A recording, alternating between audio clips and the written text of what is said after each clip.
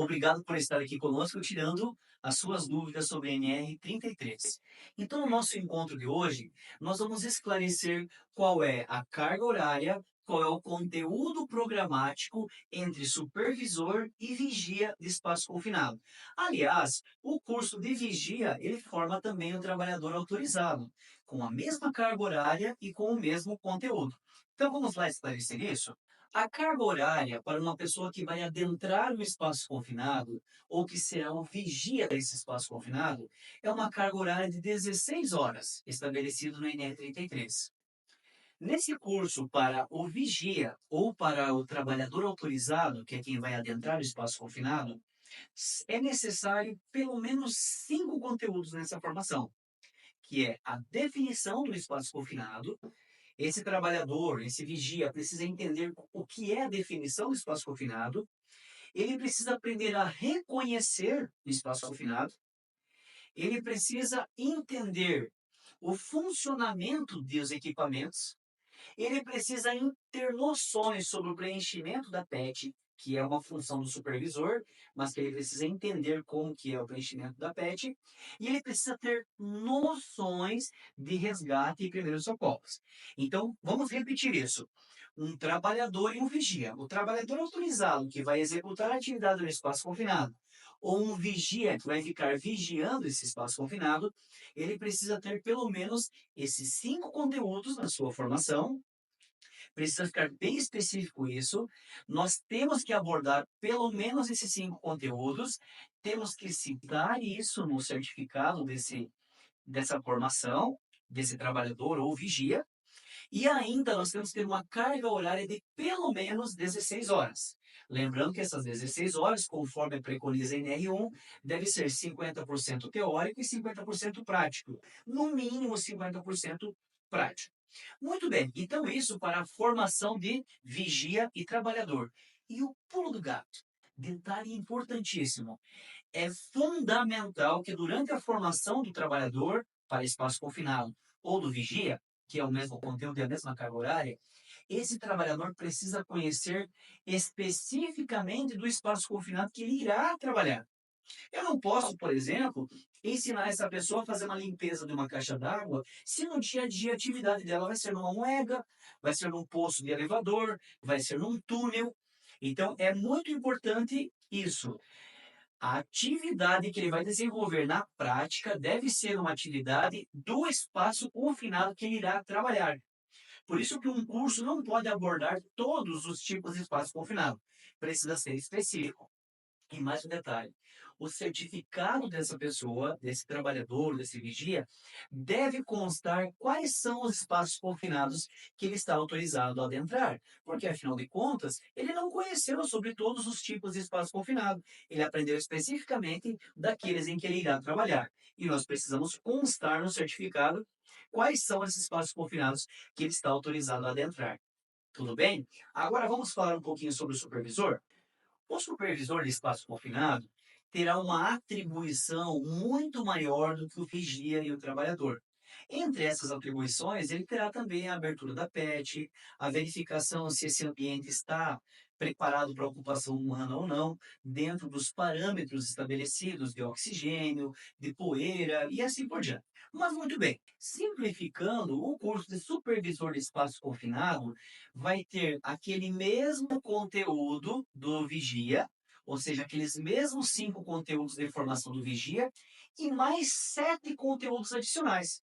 De modo que um supervisor de espaço confinado, ele deve receber pelo menos 12 conteúdos. Os 5 que o vigia recebe, os 5 que o trabalhador recebe lá no mesmo curso, e mais 7 conteúdos adicionais. Por isso que o curso de supervisor de espaço confinado, ele é um curso de 40 horas. Porque ele precisa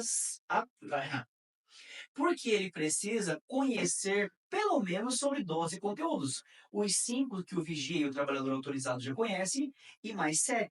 Afinal de contas, é ele que vai liberar a entrada ou não no espaço confinado, é ele que vai acompanhar e se responsabilizar por essa PET. Então, relembrando, o curso de vigia e trabalhador autorizado é um curso de 16 horas com 5 conteúdos. pelo menos. Já o curso de supervisor de espaço confinado, ele é um curso de 40 horas com 12 conteúdos, sendo os 5 do vigia e mais 7 conteúdos adicionais. Outra dúvida que é muito comum entre os profissionais. Vamos lá? Outra dúvida que é muito comum entre os profissionais da área de segurança do trabalho, até mesmo entre os trabalhadores, é a seguinte: mas, tio Alce, o trabalhador autorizado e o vigia, eles recebem a mesma capacitação, o mesmo conteúdo com a mesma carga horária. E na hora de exercer sua atividade, quem vai ser o vigia? O vigia vai ser determinado pelo supervisor. O supervisor vai definir quem vai ser o vigia daquele espaço confinado. E pode acontecer de um dia ser uma pessoa, o vigia, e no outro dia ser outra pessoa. Ou foi aberta uma PET pela manhã com o vigia, fecha essa PET, e na parte da tarde, quem era vigia de manhã vai para o espaço confinado, e quem estava desenvolvendo uma atividade lá no espaço confinado passa na parte da tarde a ser o vigia.